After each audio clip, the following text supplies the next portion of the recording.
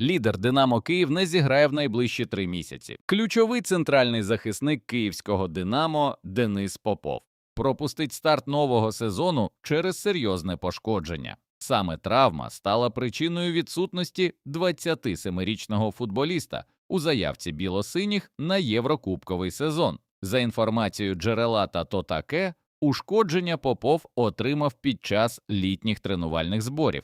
Напередодні захиснику провели операцію на коліні в Києві. Повідомляється, що хірургічне втручання пройшло успішно, а футболіст уже почувається добре. За попередніми прогнозами медиків, Денис зможе повернутися до повноцінних тренувань не раніше жовтня. Циганков отримав розкішний варіант продовження кар'єри. Український вінгер Жирони Віктор Циганков може змінити клуб уже найближчим часом. За інформацією журналістки Андреа де ла Торре, керівництво «Еспаньола» високо оцінює гру українця та розглядає його кандидатуру як один із пріоритетних варіантів для посилення складу. Минулого сезону українець був одним із ключових виконавців Жирони, а зараз планує змінити команду після пониження у класі. Пріоритет гравця – залишитися в Іспанії. Сторонам залишається узгодити лише деякі деталі особистого контракту. Шановні глядачі, а перед продовженням поставте, будь ласка, лайк цьому відео. Дякуємо за те, що з нами. Гуцуляк отримав несподіваний варіант продовження кар'єри. Півзахисник збірної України з футболу Олексій Гуцуляк може залишитися в українському чемпіонаті, незважаючи на бажання спробувати свої сили за кордоном. За інформацією джерела «Інсайди» від пасічника 2:0, 27-річний футболіст уже має конкретну пропозицію від одного з клубів УПЛ. За даними наших джерел, цим клубом є футбольний клуб «Харків». Також до цього повідомлялося про інтерес до гравця з боку «Динамо Київ». Теоретично варіант із продовженням кар'єри в Україні для Олексія все ще залишається можливим. Нагадаємо, 30 червня Гуцуляк покинув Полісся, адже його контракт із клубом був завершений і футболіст став вільним агентом. Трубін отримав офіційну пропозицію залишити Бенфіку. Переможець Ліги Європи Астон Вілла проявляє інтерес до українського голкіпера Бенфіки Анатолія Трубіна. За інформацією джерела Інтекс в Твіттері, англійський клуб уже провів перший контакт із представниками 23-річного воротаря щодо можливого переходу цього літа. Трубін залишається одним із пріоритетних варіантів для Вілли, яка шукає посилення позиції голкіпера. Українець раніше виступав за донецький «Шахтар», а з 2023 року захищає кольори португальської Бенфіки. Раніше португальські ЗМІ повідомляли, що за перехід Трубіна Бенфіка розраховує отримати 40 мільйонів євро. Футболіст «Динамо» відмовився повертатися в Україну і обрав собі нову країну. Центральний захисник київського «Динамо», українець Максим Дячук, визначився з майбутнім. Польський журналіст Пьотр Сльонка повідомив, що футболіст залишив Гданську Лехію, де грав на правах оренди в минулому сезоні, і перейшов до чеського Баніка з Острави, який за результатами минулого сезону вилетів у другу за силою Лігу Чехії. Англійський клуб продовжує просуватися у переговорах щодо трансферу зірки збірної України з футболу. Центральний захисник збірної України Ілля Забарний опинився у сфері інтересів Ліверпуля. За інформацією журналіста Джеймса Вотленда, англійський клуб веде переговори з французьким ПСЖ цього літа.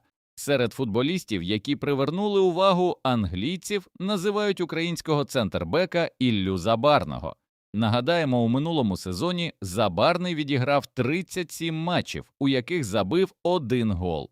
Ілля разом із парижанами виграв Лігу 1 та Лігу чемпіонів. ЛНЗ оформив трансфер перед стартом у Лізі Європи. Черкаський ЛНЗ офіційно оголосив про підписання нігерійського форварда Коді Девіда. Про це пише клубна прес-служба фіолетових. Коді Девід – новачок ЛНЗ. Лаконічно йдеться у повідомленні. Останнім клубом нігерійського форварда був словацький Тренчин. У минулому сезоні Коді провів 15 матчів за словацький клуб у всіх турнірах, забивши 9 м'ячів. Про деталі переходу Девіда в український клуб нічого не повідомляється. «Динамо» буде готове оформити трансфер за 25 мільйонів євро.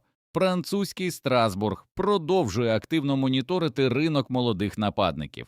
Одним із гравців, які привернули увагу клубу, став форвард «Динамо Київ» Матвій Пономаренко. За інформацією джерела Direct Racing, представники французького клубу входять до переліку команд, які спостерігають за прогресом українського нападника.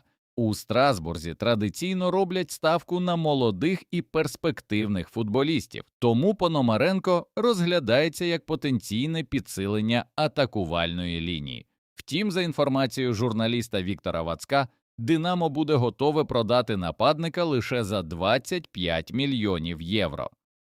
Яремчук повернувся в «Динамо».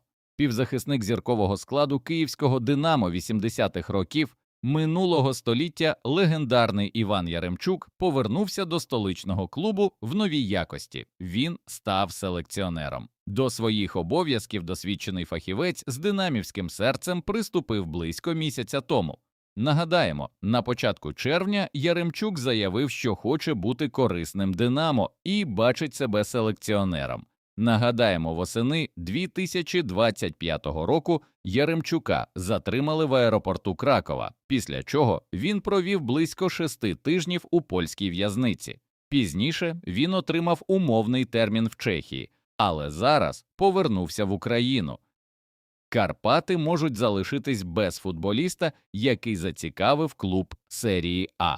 Захисник львівських Карпат Жан Педросо вирішив залишити український клуб і вже отримав декілька привабливих пропозицій для продовження кар'єри, повідомляє видання Lateral.ua. Бразильський футболіст рішуче налаштований попрощатись з прем'єр-лігою. У послугах 22-річного легіонера зацікавлені італійський Удінезе та декілька команд із Бразилії. Карпати не перешкоджатимуть трансферу Жана, але запропоновані суми не влаштовують левів, тому сторони продовжують вести перемовини, аби знайти консенсус.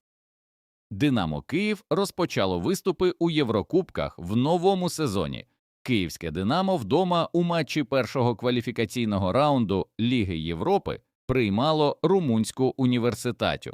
«Динамо» дуже багато атакувало впродовж матчу, але погана реалізація моментів підвела київський грант. Піхальонок, Пономаренко, Шапаренко – усі мали шанс забити. Втім, на табло сухі 0-0. «Динамо» в черговий раз невдало розпочинає єврокубковий похід. Цікаво, що на останніх хвилинах матчу «Динамо» отримало справжні неприємності від так званих польських друзів, які були організаторами матчу разом із киянами. На стадіоні в Любляні вимкнули частину освітлення. Делегат від УЄФА взагалі хотів зупинити матч, але потім світло таки з'явилося на стадіоні. Тепер «Динамо» загрожують санкції через цей інцидент, щонайменше від штрафу та дискваліфікації стадіону і навіть до технічної поразки, у випадку, якщо буде доведено, що «Динамо» не змогло належним чином підготувати арену до гри. Ось як прокоментував нічию тренер київського «Динамо» Ігор Костюк. Цитуємо наставника. «У нас є гра, але результату, на жаль, немає. Ми створили моменти, але не змогли їх реалізувати. Але це був лише перший тайм нашого протистояння. Щодо самої гри, то в першій половині зустрічі наша команда діяла достатньо обережно. Відчувалася певна нервозність, ми недостатньо часто грали вперед, було багато проміжних передач. Суперник добре оборонявся, а нам не вистачало агресії, вертикальних передач і точності в завершальній фазі. Водночас ми володіли перевагою, добре діяли в перехідних фазах і після втрати м'яча практично не дозволяли супернику створювати небезпечні моменти. Це позитивний момент, але в атаці нам бракувало індивідуальної майстерності, впевненості та якості в завершенні. Через це ми не змогли забити свої м'ячі. Ми розуміємо, що потрібно покращити перед матчем відповіддю і вже готуємося до нього. Будемо розбиратися, заявив Костюк. Шановні глядачі, поставте, будь ласка, лайк цьому відео та підпишіться на канал. Дякуємо за те, що з нами.